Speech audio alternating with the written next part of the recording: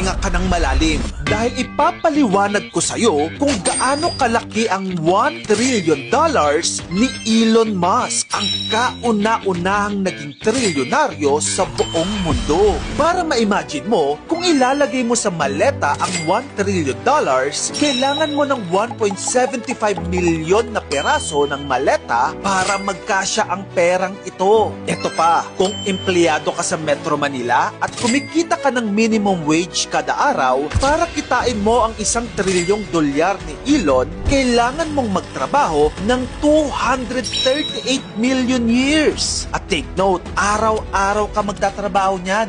Walang day off, walang holiday. Parang nagtrabaho ka na niyan mula dinosaur era until now para kitain mo lang yung yaman ni Elon. Para mas ma-imagine mo pa, sa $1 trillion ni Elon Musk, makakapagpatayo ka na ng 7,000